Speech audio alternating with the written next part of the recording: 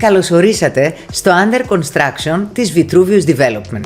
Πώς χτίζεται μια εταιρεία σε μια πόλη που διαρκώς αλλάζει? Τι σημαίνει ποιότητα στην πράξη και όχι μόνο στη θεωρία? Και τελικά, ποιοι είναι οι άνθρωποι πίσω από τα έργα που βλέπουμε? Σήμερα έχουμε κοντά μας τη Σοφία Αθηνά Σούκα. Είναι η Project Manager της Vitruvius Development για να μιλήσουμε για όλα αυτά. Γεια σου Σοφία. Γεια σου Ελευθερία. Χαίρομαι πάρα πολύ που ξεκινάμε αυτή τη σειρά podcast.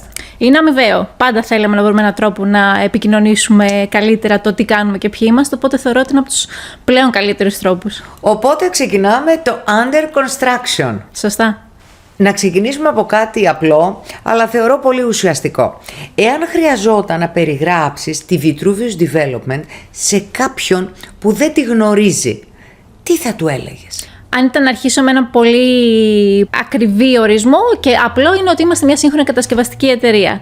Αν θες να σου μιλήσω πιο ειλικρινά, θα σου πω ότι είμαστε ένας ζωντανός οργανισμός με φλέβες οι οποίες πάλλονται. Από πού έρχεται αυτός ο παλμός? Από την κάθε μέρα ανάλυση των πάντων σε αυτή την εταιρεία. Θες να σου πω ότι είμαστε μια κατασκευαστική η οποία κάθε μέρα έχει μια τρελή πρόκληση να αντιμετωπίσει από το τι project κάνουμε, τι project θα κάνουμε, πού κινούμαστε, πώς συνεργάζονται τα departments μεταξύ τους, οπότε μιλάμε για μια εταιρεία με πολύ μεγάλη ένταση και πολύ μεγάλο πάθος. Από τη δική σου θέση της διοίκησης, τι σε έκανε να θέλεις να είσαι σε αυτή την εταιρεία? Πρέπει να σου πω, βάζοντας και μια προσωπική εμπειρία μέσα, ότι εγώ όταν έκανα join την εταιρεία μας ήταν μια πολύ μικρή εταιρεία. Ήταν μια εταιρεία η οποία εξερευνούσε εξαπαλώνων ήχων την αγορά κινήτων. Τι ωραία που μέσα σε τόσο λίγα χρόνια έκανε τόσο μεγάλο growth. Λάβα υπόψη ότι έκανε τον growth και σε χρόνια κρίσης και σε χρόνια κορονοϊού, τα οποία όλα είχαν σταματήσει στον κατασκευαστικό τομέα. Πότε ξεκινήσατε, Σοφία? Η εταιρεία ως εταιρεία έγινε established το 2017. Εγώ έκανα join το 2022. Φαντάσου ότι από όταν πήγα στην εταιρεία είχαμε ένα δυναμικό πολύ λίγο, πολύ μικρό. Ήμασταν 3 με 5 άτομα. Λίγοι και τώρα είμαστε στα 25 αυτή τη στιγμή. Τι λες? Αυτό είναι καταπληκτικό. Είναι καταπληκτικό. Βέβαια είναι και μια εποχή του real estate. Ναι, το real estate είναι παντού. Δηλαδή, ακόμα και αν δεν σχετίζεσαι με αυτόν τον τομέα, ακόμα και αν δεν έχεις, όπως εγώ έχω έρθει να μιλήσω για την εταιρεία, όλους σου απασχολεί το real estate. Είτε είσαι ενοικιαστής, είτε θες να κάνεις μια επένδυση, είτε ακούς απλά στην αγορά για τις τιμές του real estate, όλους τους αφορά πλέον. Βέβαια, θέλω να μιλήσουμε πάρα πολύ γι' αυτό. Θα το κάνουμε λίγο αργότερα, αλλά και στα επόμενα επεισόδια. Ναι. Γιατί δεν μπορούν όλοι να ασχολούνται με το real estate. Όχι. Έτσι δεν είναι? Βέβαια, όλοι έχουν άποψη για το real estate. Αυτό. Οπότε εδώ ίσως κρύβεται και το μυστικό της επιτυχίας σας και αν θες μπορείς να μου το πεις σε 2 γραμμές. Είναι το ότι είμαστε μια αμιγώς κατασκευαστική εταιρεία. Τι σημαίνει αυτό?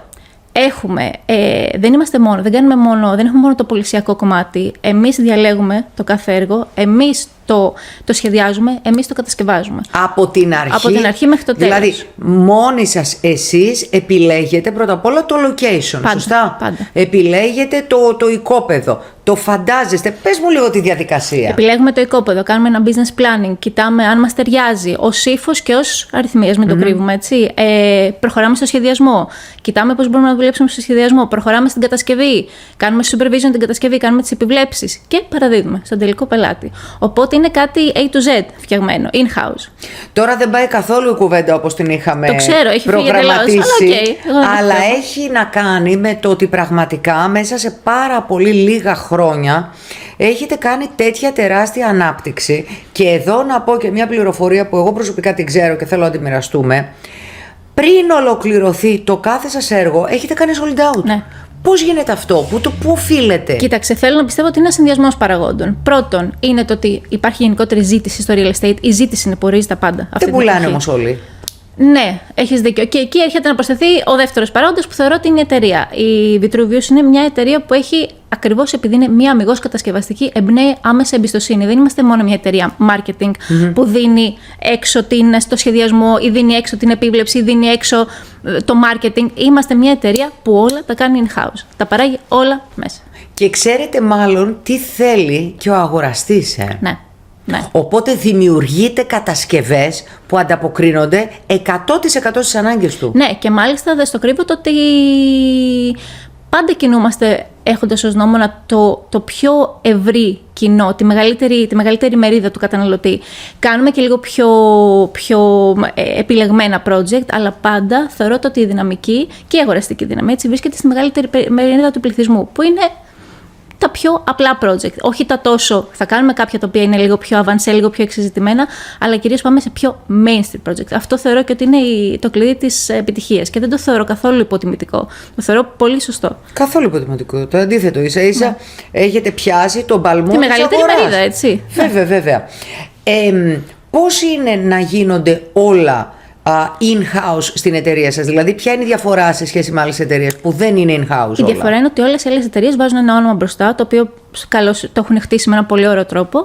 Απλά δεν μπορείς να είσαι υπόλογος στον πελάτη στον κάθε ενδιαφερόμενο όταν ο σχεδιασμός δεν είναι δικό σου, όταν οι επιλογές δεν είναι δικές σου, όταν αυτό που παραδίδεις εν τέλει δεν έχει περάσει από τα δικά σου τα χέρια και το έχεις δώσει σε ένα subcontractor, έναν υπεργολάβο. Εμείς, εντάξει, αυτό είναι ευθύνη, είναι και ευλογία, είναι και ευθύνη μαζί, έτσι. Έχεις λόγο και έχεις ευθύνη απέναντι στον πελάτη για τα πάντα πλέον. Γιατί τώρα έρχομαι στο επόμενο ερώτημα που συνδέεται. Πώς συνεργάζονται τόσο διαφορετικοί ρόλοι μεταξύ τους? Η διοίκηση, οι αρχιτέκτονες, οι πωλήσεις, το marketing που πολύ μας αγαπάει και μας στηρίζει εδώ. Πολύ δύσκολα. Και ξέρεις γιατί εγώ είμαι στην εκπροσώπηση της εταιρείας. Έχω ένα πιο πολυσιακό κομμάτι να αντιμετωπίσω, έτσι, και ένα πιο εκπροσώπησης κομμάτι. Το δεύτερο step είναι το αρχιτεκτονικό σχεδιασμός και το τρίτο είναι η κατασκευή. Πίστεψέ με, αυτά τα τρία departments υπάρχει πολύ καλή διάθεση συνεργασίας, αλλά τι γίνεται? Εγώ πλασάρω, όπως είπες και εσύ, έχουμε off-plan πωλήσεις, έτσι. Εγώ προς αυτό που προσπαθώ να δημιουργήσω είναι να δώσω το όνειρο, να δώσω το concept στον πελάτη, να δώσω μια ιδέα. Το σχεδιαστικό κομμάτι, οι αρχιτέκτονές μας προσπαθούν αυτό να αρχίσουν να το αποτυπώνουν στο χαρτί, έτσι. Δεν γίνονται πάντα όλα, παρότι τους ευχαριστώ πάρα πολύ, γιατί πάντα μου λένε το εξής, ότι κοίταξε, μου λέει στην αρχιτεκτονική πάντα υπάρχει λύση. Τίποτα δεν είναι αδύνατο. Και φτάνω μετά στο κατασκευαστικό κομμάτι, που αυτό προσπαθεί να βάλει σε ένα καλούπι την αρχική ιδέα, που είναι πολύ δύσκολο. Έχω πάρα πολλές φορές τον επιβλέποντα με τον κατασκευό μας λέει: κοίταξε, δεν γίνεται αυτό το μπαλκόνι να κρέμεται στο κενό. Ναι. Όσο και αν το έχετε ονειρευτεί. Ναι. Αλλά τελικώς βρίσκεται. Βρίσκεται, γιατί υπάρχει καταρχάς ό,τι προτείνουμε, ό,τι λανσάρουμε, ό,τι μαρκετάρουμε, πρέπει αυτό να παραδοθεί στο τέλος. Και φυσικά υπάρχει και πολύ καλή επικοινωνία μεταξύ των departments. Είναι μια εταιρεία που πάντα βρίσκει λύση. Πάντα. Σοφία, υπάρχει μια συγκεκριμένη φιλοσοφία πίσω από κάθε project που αναλαμβάνετε ή το προσαρμόζετε κάθε φορά? Κοίταξε, υπάρχει η εταιρική ταυτότητα, υπάρχει η πιο minimal γραμμή της κατασκευής και του σχεδιασμού, αλλά θα είμαι ειλικρινής, πάντα ακολουθούμε την τοποθεσία. Δεν πρόκειται ποτέ να κάνουμε ένα έργο στην καρδιά της Αθήνας και να έχει το ίδιο ύφος, την ίδια αισθητική με ένα έργο στα βόρεια ή στα νότια. Είναι εντελώς διαφορετικά. Είναι το location το οποίο μας οδηγεί. Προσαρμόζεται, βέβαια, πάντα μέσα στα στεγανά της δικής μας ταυτότητας. Mm-hmm. Αν έπρεπε να μου πεις ένα μόνο πράγμα που δεν θυσιάζεται ποτέ στη Vitruvius Development σε ένα έργο, ποιο θα ήταν? Το πιστεύεις ή όχι, είναι η λειτουργικότητα. Δηλαδή, κάνουμε διαμερίσματα τα οποία κυμαίνονται από 175-180 τετραγωνικά μέχρι 30, 27. Και σε όλα αυτά, βασικό πρωταρχικό ρόλο έχει η λειτουργικότητα. Δηλαδή, η ροή της κίνησης πρέπει να είναι σωστή. Έχει τύχει πολλές φορές σε έργα να έρθει head του αρχιτεκτονικού και να μου πει: κοίταξε, Σοφία, εδώ βγαίνουν κάποια κακά διαμερίσματα. Αυτόματα είναι no για εμάς. Είναι χ. Μέχρι σήμερα, πόσα έργα έχετε ολοκληρώσει? Νομίζω ότι πρέπει να είμαστε γύρω στα 21 αυτή τη στιγμή, αν δεν κάνω λάθος. 21 σε τόσο λίγα χρόνια. Ναι. Σοφία, είπες οικιστικά και επενδυτικά. Ποια είναι η διαφορά τους? Λοιπόν, αυτός είναι ο διαχωρισμός τον οποίο τον έχω κάνει εγώ, να πω την αλήθεια, και μου το ρωτάνε και συνέχεια και οι πελάτες που έρχονται στο γραφείο. Έχει ενδιαφέρον. Έχει ενδιαφέρον γιατί για μένα το οικιστικό είναι πάντα συνώνυμο με τις μεγαλύτερες επιφάνειες και με τα πιο. Και επενδυτικά. Ποια είναι η διαφορά τους? Λοιπόν, αυτός είναι ο διαχωρισμός τον οποίο τον έχω κάνει εγώ, να πω την αλήθεια, και μου το ρωτάνε και συνέχεια και οι πελάτες που έρχονται στο γραφείο. Έχει ενδιαφέρον. Έχει ενδιαφέρον γιατί για μένα το οικιστικό είναι πάντα συνώνυμο με τις μεγαλύτερες επιφάνειες και με με γειτονιές που είναι λίγο πιο suburban, έτσι, λίγο πιο προάστια. Όταν όμως κάνεις ένα έργο στην καρδιά της πόλης, αυτόματα οδηγείσαι σε πιο μικρά surfaces, σε πιο μικρές επιφάνειες και αυτόματα δεν είναι ότι φαντάζεσαι τον εαυτό σου να ζει εκεί πέρα και να δημιουργεί οικογένεια μέσα στο κέντρο της πόλης. Είναι πολύ λίγες οι περιπτώσεις των ανθρώπων που θα πήγαιναν εκεί να το κάνουν αυτό. Οι περισσότεροι που κατευθύνονται και κάνουν την επιλογή μιας τόσο κεντρικής τοποθεσίας το θέλουν ξεκάθαρα για εκμετάλλευση. Οπότε δεν το βλέπουν σαν το σπίτι των ονείρων τους, δεν το βλέπουν σαν ένα σπίτι που αγοράζουν για να ζήσουν, το βλέπουν ως εκμετάλλευση. Και είναι πολύ σημαντικό όμως το ότι δίνεται λύσεις σε επενδυτές. Ναι. Από την Ελλάδα και το εξωτερικό. Ναι. Από παντού. Ναι. Όλοι μιλούν για ποιότητα, Σοφία. Εσείς στη Vitruvius Development πώς τη μετράτε στην πράξη την ποιότητα? Νομίζω ότι επικρατεί μια λανθασμένη ιδέα το ότι η ποιότητα είναι κάτι στατικό και είναι ένα τελικό αποτέλεσμα. Ότι είναι η επίγευση που σε αφήνει. Όχι. Η ποιότητα είναι μια συνεχής διαδικασία. Είναι μια διαδικασία η οποία αρχίζει από τη στιγμή που επιλέγεις τα υλικά, από τη στιγμή που επιλέγεις τους συνεργάτες, από τη στιγμή που παίρνεις συνεχώς ανατροφοδότηση από τις πελάτες. Οπότε είναι μια πολύ δυναμική διαδικασία. Τι ωραίο αυτό που λες, πραγματικά. Δηλαδή είσαι βήμα-βήμα. Είσαι πάντα. Η ποιότητα δεν είναι κάτι στατικό. Η ποιότητα είναι κάτι οργανικό, έτσι. Στα πάντα. Ναι. Στα πάντα. Πού φαίνεται η διαφορά σε ένα κίνητο της Vitruvius Development όταν μπαίνει ο αγοραστής μέσα? Νομίζω επανερχόμαστε σε αυτό που σου είπα πριν. Είναι ακόμα και αν μπαίνεις σε ένα αρκετά μικρό και περιορισμένο σε επιφάνεια διαμέρισμα, σε μεγάλο δεν αναφέρομαι καν, είναι η ροή της κίνησης. Το πώς μπορείς να κινήσεις στο χώρο και να δημιουργήσεις το χώρο και να υπάρχεις στο χώρο. Αυτή είναι η διαφορά μας. Και η λειτουργικότητα. Υπάρχει κάποια λεπτομέρεια που οι περισσότεροι δεν προσέχουν, αλλά για εσάς στην εταιρεία είναι πάρα πολύ χρήσιμη? Το ίδιο. Αυτό που σου είπα. Είναι ο αποφασιστικός παράγοντας. Δηλαδή, διαμερίσματα που βγαίνουν κακά είναι αυτό με τα χίλια μας. Δεν υπάρχει λόγος να τα κάνεις. Δηλαδή, ναι, μεν τα πουλάς, αλλά μετά θα έχεις έναν πελάτη, έναν τελικό καταναλωτή, θα σου πω εγώ, είτε είναι πελάτης είτε είναι ενοικιαστής, που θα είναι δυσαρεστημένος. Θα πει, κάναν αυτό το οποίο τελικά δεν λειτουργεί, δεν βγαίνει. Η Vitruvius Development έχει πολύ έντονη παρουσία γυναικών σε κέρυες θέσεις, όπως η κυρία Σούκα. Managed by women, είχαμε βάλει μια εποχή. Σωστά, γιατί ξέρω και άλλες συνεργάτηδές σου.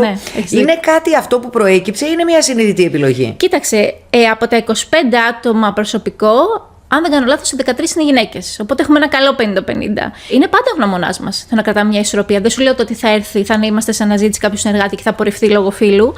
Αλλά σίγουρα είναι βασικός γνώμονας το να κρατάμε μια ισορροπία. Γυναίκες λοιπόν πολλές στην εταιρεία. Πολλές. Πώς διαμορφώνει αυτό το κλίμα μέσα στη Vitruvius? Κοίταξε, θα σου πω ότι από τα 25 άτομα δυναμικό, οι 13 είναι γυναίκες. Καλά, πολύ ωραία, πολύ καλή συνεννόηση σίγουρα. Εντάξει, αν θες να περάσουμε και στο υπόβαθρο όλου αυτού, όλα είναι ακόμα ανδροκρατούμενες χώρες στον κόσμο αυτό, έτσι, όχι μόνο το real estate.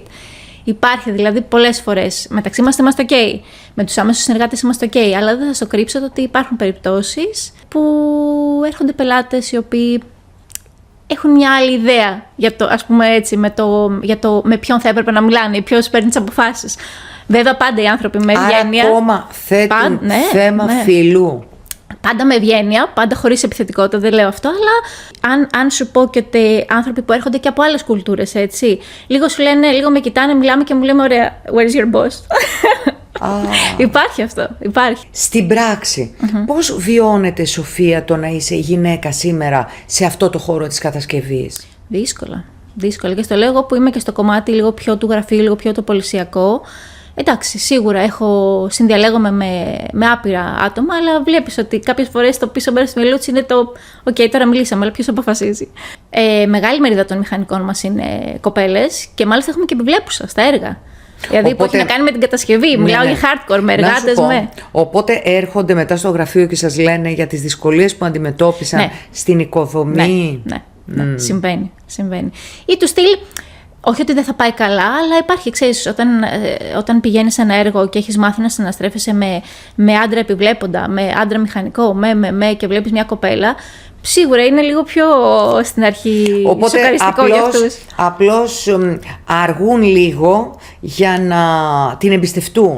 Ναι. Όμως τελικά, γιατί γυναίκες είμαστε και πιο δημιουργικά μυαλά. Σίγουρα. Νιώθεις ότι ο κλάδος παραμένει ανδροκρατούμενος ή ότι αυτό σιγά σιγά αλλάζει? Εντάξει, δεν θεωρώ το ότι αλλάζει, σίγουρα. Αλλάζει και παραμένει όμως. Έχουμε δρόμο ακόμα μπροστά. Δεν είναι κάτι το οποίο το τοποθετώ σε ελληνικές καλένδες, αλλά Ναι, υπάρχει ακόμα αυτή η αίσθηση. Τώρα, από τη δική σου εμπειρία με πελάτες και μεσίτες, Ναι. τι θεωρείς ότι αναζητά ο αγοραστής σήμερα?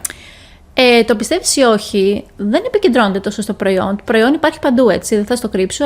Είμαστε μια πολύ καλή εταιρεία, αλλά είμαστε μια από τις χιλιάδες που υπάρχουν. Αυτό που θα κάνει τη διαφορά στο τέλος είναι η σχέση, η εμπιστοσύνη, η διαφάνεια, ο ανθρώπινος παράγοντας. Πάντα. Δηλαδή, όταν υπάρχουν 100.000 εταιρείες στην αγορά που παράγουν το ίδιο προϊόν, στο τέλος της ημέρας δεν είναι ότι ανακαλύπτουμε την Αμερική, κάνουμε κάτι το οποίο υπάρχει εκεί έξω, έτσι. Άρα έχει αλλάξει ο τρόπος που αγοράζει ο καθένας από εμάς ακίνητο σήμερα? Πάρα πολύ. Πάρα πολύ. Στο παρελθόν πήγαινες λίγο πιο συντηρητικά, πήγαινες χωρίς και να έχεις γνώση. Πλέον ο καταναλωτής είναι τρελά ενημερωμένος. Δηλαδή ψηφιακές αναζητήσεις, αγορά, σύγκριση τιμών, έρχεται και ξέρει ακόμα και τεχνικές προδιαγραφές. Τι λες? Έχει αλλάξει ο καταναλωτής έχει γίνει πολύ, πολύ απαιτητικός. Αυτό πλέον. έχει και τα καλά του βέβαια. Έχει τα καλά του, Γιατί δεν έτσι χρειάζεται. μπορεί να εκτιμήσει πλήρως Σίγουρα. την εργασία που του δίνετε εσείς. Έχει τα καλά του, αλλά έχει και τα κακά του, γιατί μαθαίνει κάτι πολύ επιφανειακά και δεν εντρυφεί σωστά. Οπότε πρέπει λίγο να του αλλάξεις αυτό που έχει ήδη παγιωμένο ως ιδέα. Γιατί μερικές φορές λένε ότι η μημάθεια είναι η χειρότερη της αμάθειας. Σωστά, ισχύει. Οπότε, πέραν της εμπιστοσύνης που δημιουργείται με τους αγοραστές και του κλίματος που έχετε μεταξύ σας, τι θεωρείς άλλο ή τι άλλα θεωρείς πως εκτιμούν οι πελάτες της Vitruvius Development σε εσάς? Θέλω να πιστεύω την άμεση και ανθρώπινη επικοινωνία. Δεν είμαστε μια εταιρεία. Λοιπόν, θα σου πω το εξής. Υπάρχουν ανταγωνιστικές εταιρείες οι οποίες βασίζονται πάρα πολύ στα τεχνολογικά μέσα. Δηλαδή, ξέρω για άλλες εταιρείες οι οποίες σου λένε με ένα πάτημα κουμπιού μπορείς να βλέπεις αυτή τη στιγμή σε ποιο στάδιο βρίσκεται η εξέλιξη του έργου σου. Πολύ καλό. Μπορεί να ταιριάζει το προφίλ που χτίζουν αυτοί, δεν ταιριάζει το προφίλ που χτίζουμε εμείς. Σε εμάς, ανά πάσα στιγμή, παίρνει το αντίστοιχο τηλέφωνο, βγαίνει, απαντάει το αντίστοιχο άτομο. Μπορεί να είμαι και εγώ, η οποία κρατάω σχέση με όλους τους πελάτες. Το πιστεύεις ή όχι, το κάνω. Και πολύ σημαντικό, γι' αυτό έχετε δημιουργήσει όμως αυτήν την εταιρεία. Έχεις μια ειλικρινή σχέση. Έχεις μια ειλικρινή, άμεση και ανθρώπινη σχέση. Εννοείς ότι το άλλο είναι σαν ρομπότ, ότι τον αφήνεις τον πελάτη μόνο του να πατάει το κουμπί? Ναι, χάνεται η ανθρώπινη επαφή. Χάνεται η ειλικρίνεια. Όχι η ειλικρίνεια επειδή οι άλλοι προβάλλουν κάτι λάθος ή κάτι ψεύτικο, αλλά στο δικό μου το μυαλό και στο προφίλ που έχω φανταστεί εγώ να χτίζει Vitruvius, όλα στηρίζονται στον ανθρώπινο παράγοντα. Όλα στηρίζονται στα πρόσωπα που έχεις απέναντί σου και λες ότι αν έχω το τάδε πρόβλημα, καλώ τη Σοφία. Αν έχω το τάδε πρόβλημα κατασκευαστικό, καλώ τον Αντώνη. Αν έχω το τάδε σχεδιαστικό, ξέρω θα πάρω την αρχιτέκτονα τη Βάλια η οποία έχει κάνει αυτό. Εκεί νομίζω ότι. Και μ' αρέσει αυτό. Μ' αρέσει να σου πω την αλήθεια. Ναι, γιατί το παν δεν είναι μόνο να βλέπεις εάν εξελίσσεται το έργο σου, αλλά και το πώς εξελίσσεται. Να απαντάς στις ερωτήσεις του αγοραστή, να είσαι δηλαδή πραγματικά πλάι του. Πάντα. Αν κοιτάξεις τη Vitruvius σήμερα, πού πιστεύεις ότι βρίσκεται? Λοιπόν, βρίσκεται σε μια πολύ καλή φάση της καριέρας της πορείας ζωής της, αλλά και σε μια πολύ κρίσιμη. Είναι πάρα πολύ εύκολο μια εταιρεία να πάει από το 0 στο 100, είναι πολύ δύσκολο να διατηρηθεί στο 100 και είναι πολύ εύκολο να πέσει εν μία νυχτή.